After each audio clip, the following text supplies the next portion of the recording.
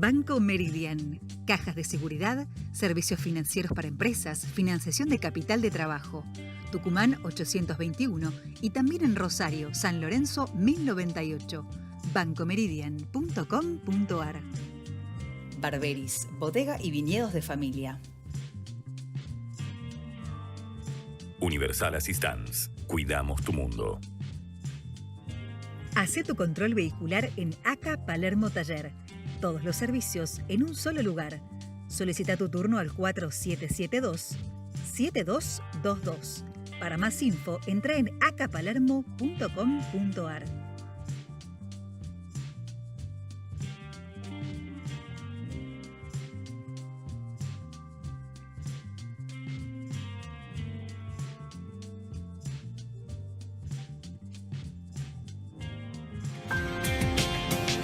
Como decíamos al principio, estamos con un amigo de la casa, José Antonio Foy, Joselo para nosotros, sociólogo él, a quien ya le damos los buenos días. Y muchas gracias, Joselo, como siempre, por estar presente. No, Carlito, buenos días para todos, para Gustavo también, aunque no esté presente. Como siempre lo digo y repito, para mí es un gusto, un honor estar contigo compartiendo este viernes a la mañana. Un placer. Bueno, muchísimas gracias por el halago. Joselo, como decíamos también en la presentación, queremos saber un poquito qué es lo que pasó anteriormente con las distintas pandemias, fundamentalmente una que siempre está en boca de todo el mundo, que es la pandemia española, aunque siempre que lo digo yo, la gripe española, vos me decís, no es la gripe española, le dicen la gripe española, bueno, me vas a corregir una vez más. Y bueno, ¿qué pasó antes, durante y después, brevemente, como para presentar el programa? ¿Y qué es lo que dejó en la sociedad la gripe española para después emparentarla con lo que puede pasar en la sociedad de ahora? Bueno, mirá, a pesar de ser un hecho de tanta magnitud, porque algunas estadísticas hablan de 20, 30 millones, otros llegan hasta 50 millones, lo que es un tercio de la población que había en el mundo en ese momento, pero no hay mucha información y tiene su explicación la falta de información, o vamos a tratar de explicarla. La gripe española, la fiebre española, comienza, digamos, a desparramarse en el año 1918 y 1920, justo cuando está por terminar la Primera Guerra Mundial. ¿Qué pasa? Los países beligerantes, los países que estaban en guerra, que al principio eran pocos, porque era Alemania, Imperio Austrohúngaro contra Inglaterra, Francia, pero después se fueron sumando países de un lado y de otro. El tema es que ninguno daba información. Ninguno, o sea, el hecho de no dar información no es nuevo de ahora, viene de antes, ¿no? Ninguno daba información. ¿Y qué pasa? España, al ser neutral, era la única que informaba. Entonces, a raíz de eso, se comenzó a llamar la gripe española, la fiebre española, pero no porque se hubiera producido no se sabe dónde comenzó y no se sabe cómo terminó. ¿Por qué? Porque en aquel momento los conocimientos médicos, y esto lo explicaría mejor obviamente un médico, ellos hablaban de bacterias, no de virus. Y la primera vacuna contra un virus estuvo recién en 1940 aproximadamente. O sea que la información que había en aquella época era muy escasa. Y aparte de escasa, no la brindaban. Esto me trae a colación un dicho de un primer ministro británico muy conocido en Inglaterra, Benjamin Disraeli, que acuñó una frase muy interesante. Él dice, hay tres mentiras: las mentiras chicas, las mentiras grandes y las estadísticas. Estamos hablando siglo XIX, ¿no es cierto? Sí, sí. Y vos, Carlos, ves hoy mismo, cuando ves confrontación entre estados, que la Argentina dice que tiene menos que o que tiene más que, entre provincias o lo que fuera, se discute la forma que se hacen los conteos, que no está bien hecho, que está mal hecho. Entonces, las estadísticas, yo personalmente, es un tema personal, todas las tomo con valores aproximados. No me creo a ciencia cierta ninguna estadística que sea fiel al 100%, porque depende mucho cómo se hace, los datos que cargan. Y vos fíjate que la disparidad que hay a veces cuando se confrontan con países, que tenemos más muertos, que tenemos menos muertos, más contagio, menos contagio, y la respuesta es, no, ustedes los cuentan de una forma, nosotros los contamos de otro. Entonces, estas cosas hay que tomarlas con pinzas, ¿no es cierto? Ahora, José, ahora, ¿qué pasó una vez consumada la gripe con 30, 40, 50? Es un disparate la cantidad de muertos, eso es una realidad. ¿Qué pasó con la sociedad? bueno, ¿Cómo evolucionó? hubieron emergentes positivos, ¿no? Emergentes positivos. El principal emergente positivo es que se toma conocimiento de que una pandemia afecta a todo el mundo, a gente de la India, a gente de la China, toda parte del planeta, norte, sur, este, oeste. Ese fue el primer grado de conciencia que se toma. Y a raíz de eso comienzan los estados, los gobiernos a implementar sistemas de salud público. Ante la medicina, estamos hablando principios del siglo XX, se circunscribía a un sector muy chico, muy selecto, valga la redundancia. El médico atendía muy poca gente, se estudiaba porque habían institutos de beneficencia, filántropos que ayudaban a la medicina, pero no estaba sociabilizada, no estaba al alcance de todo. No es como ahora que te sentís mal, tomás tu cartilla médica y de acuerdo al plan que tenés llamás por teléfono, ¿sí? La medicina estaba circunscrita a muy poca gente. Bueno, a partir de la gripe española, al desastre que afectó a la humanidad, se empieza a tomar conciencia que la ciencia, los expertos en salud, tienen que estar en los gabinetes sentados a la par del ministro de Economía, a la par del ministro de Educación o al ministro de Seguridad. Si bien no es tan así tampoco hoy, porque convengamos que nos enteramos, el ministro de Salud Pública pasó a estar en el tapete con la cuarentena, si no hace 3 años vos le preguntabas a cualquiera en la calle que posiblemente no se sabía, ¿no es cierto? Sí, sí. Entonces, ese es para mí el emergente más importante. Otro emergente importante fue que murieron tantos hombres, tanta mano de obra masculina, que eso permitió acceso a la mujer al mercado de trabajo, porque no había hombres, no había mano de obra.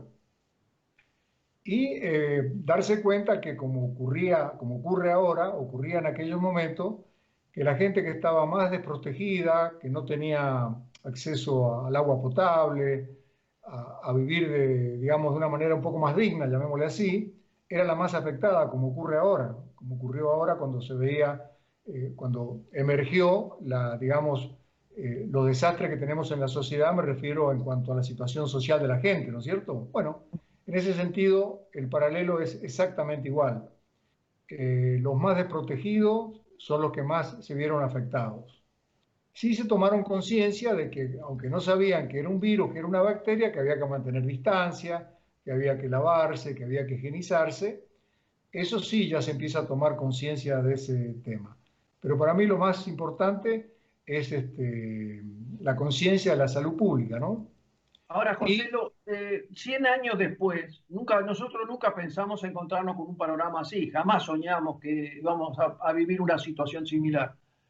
Pero conociendo el pasado y cómo trascendió después, cómo reaccionó la sociedad, si bien, como decíamos, es dificilísimo preverlo, pero ¿cuáles son las diferencias que ya podemos marcar con respecto a esa gripe española? ¿Y cuáles son las similitudes que también podemos marcar e inclusive hacer un avance sobre qué podemos esperar de aquí en adelante? Mirá, las diferencias están dadas por el contexto, ¿no es cierto? El contexto de aquella época, contexto científico, vamos a llamarlo contexto científico, económico.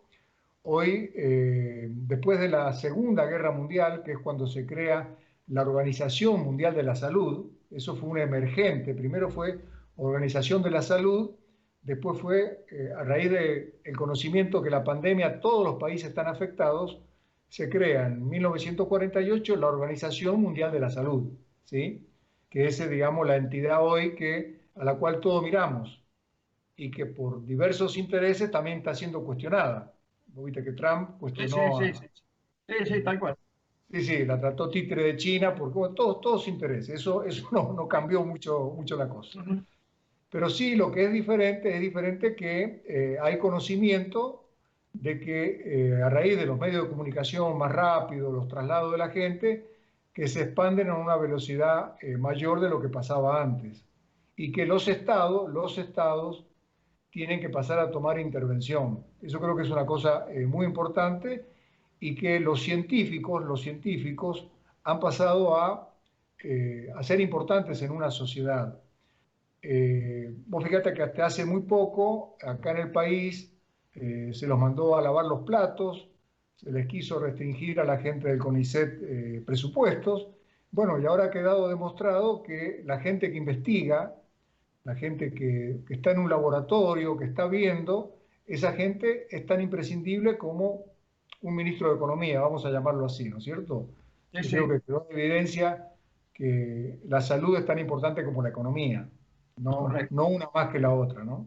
De tu palabra se desprende que dentro de todo lo malo que tiene todo esto, hay ganadores de esta situación. Por ejemplo, la ciencia es un ganador, podríamos decir, la tecnología es otro ganador, ¿no? O sea, Sí, emergen como posibles triunfadores y que van a mantener y van a obtener un rédito de toda esta situación. sí, sí, sin ninguna duda, lo estamos viendo, las cotizaciones, cuando escucho tu programa o leo tus notas, lo que cotizan, la importancia de la cotización es que están todas las empresas que están en la tecnología de punta, los laboratorios. Yo creo que en este momento digamos, la carrera por la vacuna es una carrera que medida en pesos va a ser multimillonaria para aquellos que descubran la vacuna, los primeros en descubrirla, ¿no es cierto? En ese sentido, digamos, hay conciencia, pero paralelamente, Carlos, se dejan de lado otras cosas que están siendo avisadas. Mira, Bill Gates, uno puede discutir, digamos, la forma que hizo, el dinero, lo que fuere, que no tengo conocimiento para decir si está bien o está mal, sí no tengo duda que fue un innovador, eso no hay ninguna duda. Y hace unos años él es uno de los filántropos más importantes del planeta. Y está avisando sobre el problema ambiental, del clima. Y hay conciencia de que si a la ciencia, a los médicos, se les hubiera dado el lugar que tienen, en lugar de escuchar, como se dice, los gurúes de la economía, cuánto va a estar el dólar, la bolsa, aquello que se cae, si hubiera escuchado a los gurúes de la salud, esto se podría haber evitado. Porque uno de los achaques que le hacen algunos países a la Organización Mundial de la Salud es que demoró más de un mes en informar lo que estaba ocurriendo en China. Y por eso le dicen que es un títere de China. Bueno, no estoy en condiciones de entrar a analizar eso para saber si es verdad o mentira, pero es lo que leo, es lo que leo.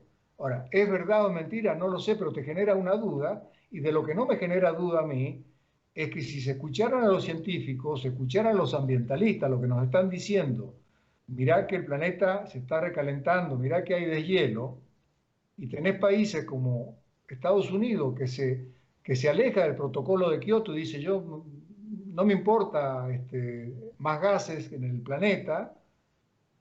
Entonces, es difícil, Carlos, decir cómo nos vamos a comportar como sociedad. Uno quisiera o piensa o tiene la esperanza de decir, bueno, vamos a ser más racionales, y depende de muchísimos factores, ¿no? ¿Vos pensás que volveremos a los abrazos y los besos? Eso es cultural, ¿no? Es Sí, cultural sí, porque ya hay sociedades que marcan un distanciamiento, ¿no? Para sí, mira, nosotros es fundamental. sí, a ver, yo soy hijo de españoles y costumbre que vi de chico, cuando viajé a España, es los dos besos en cada mejilla. Eso es algo muy común. Ahora, las sociedades anglosajonas tienen más distancia. Yo recuerdo que me impactaba mucho de chico, cuando llegó la televisión a Mendoza, es ver un padre y un hijo que tenían un éxito que se daban la mano.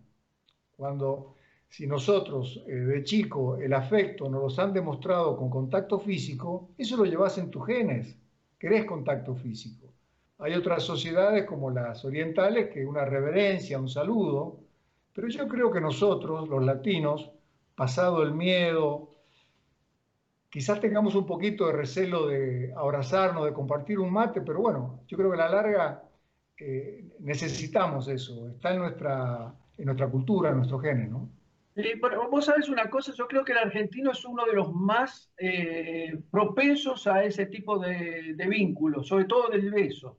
Te digo por qué. Yo vine a la Argentina hace más de 30 años y cuando yo vine, acá en Uruguay éramos de darse la mano, todos, absolutamente todos. Encontrar una persona amiga o no amiga que se lo presentara era un apretón de mano, inclusive con las mujeres muchas veces. Cuando yo vine a la Argentina me encontré con que el hombre se besaba. Cuando volví a Uruguay a ver a mi familia, tomé esa costumbre y los empecé a besar a mis amigos y a mi familia, obviamente.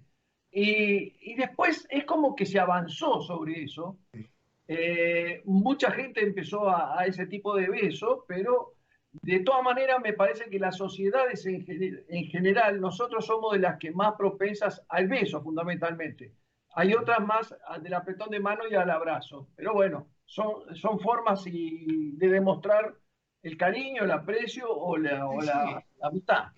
Y no va a haber que extrañarse si alguien que vos te veías y te acostumbrabas a darle un beso, cuando te encuentre te ponga el codo y lo tenés que aceptar. Sí, tal cual. Es así. ¿Cuáles son tus reflexiones finales con respecto a todo esto? ¿Cómo lo estás viviendo y qué pensás? O sea, ¿ves una luz al final del túnel que no sea un tren? Mm. Ya, creo que, bueno, me voy a repetir en algunos conceptos. Creo que es muy importante que se tome conciencia de la salud, ¿sí? Creo que es muy importante que como sociedad, nosotros, y voy a hablar de la sociedad nuestra, en su próximo ejercicio ciudadano, tome conciencia de que la salud es más importante independiente de quién está al frente del gobierno, ¿no? Y vos fíjate un detalle que a lo mejor puede significar sonso, yo le doy importancia. A las 9 de la noche, al principio de la pandemia, se aplaudía. La gente que salía a los balcones se aplaudía. ¿Pero a quién se aplaudía? Se aplaudía a los médicos, se aplaudía al barrendero que pasaba por abajo. Me acuerdo, la tengo presente, la figura del tipo mirando para arriba y agradeciendo, cargando la basura. Pero después, por obra y arte de nuestros políticos, que no es el problema somos nosotros, ¿sí? Empieza la famosa grieta. No he hecho ningún trabajo de campo, no he hecho ninguna investigación, te quiero aclarar, sino lo que uno escucha, escucha en la cola del supermercado, lo que habla. Hoy, si aplaudís a las 9 de la noche, estás a favor de un sector del gobierno, y si no aplaudís, estás en contra del gobierno. Y yo creo que como sociedad, si nosotros entendemos que la salud es un problema serio y fundamental, tenemos que pensar en función del futuro, no de lo que está pasando. Los políticos piensan en las próximas 2 elecciones. No creo que haya alguien que por discurso puede pensar, pero que esté pensando el país a 30 años, ¿no? En las palabras sí, pero en los hechos yo no lo veo, de ningún lado. Pero nosotros como sociedad sí tenemos que decirle a la gente que de turno nos administra: señores, es importante la salud, es importante la educación, es importante que la gente tenga agua potable, que tenga cloacas, ¿sí? Esas son las cosas que yo creo que como sociedad, las tenemos que hacer valer, ¿no? Muy bien, José. Yo creo que dijiste algo como el aplauso de la noche. Creo que podemos cerrar diciendo que los médicos creo que son, cuando hoy hablábamos de ganadores, hablamos de la ciencia y todo, pero los médicos son los grandes ganadores y son los grandes, las personas más respetadas y más queridas y más apreciadas y más valoradas en este contexto que estamos viviendo. Me parece que el mejor homenaje que le podemos hacer es a ellos, brindándoles el reconocimiento que realmente se merece. Y médicos, enfermeros, todo lo que rodea a la asistencia de medicina, ¿no? Correcto.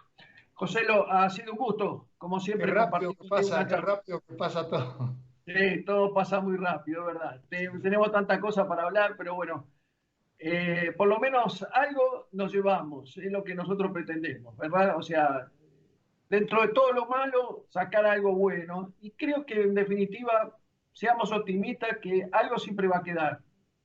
las nuevas generaciones ojalá vean un mundo distinto, mejor, por supuesto, y mejor que el que estamos viviendo nosotros ahora. Pero bueno, es un deseo. Te agradezco muchísimo, José. No, Lo mejor para vos. Cuídate Mucho y espero abrazarte pronto. Sí, yo también. Hasta luego. Hasta luego. Chao, chao. Señor director, dispone las cámaras, por favor.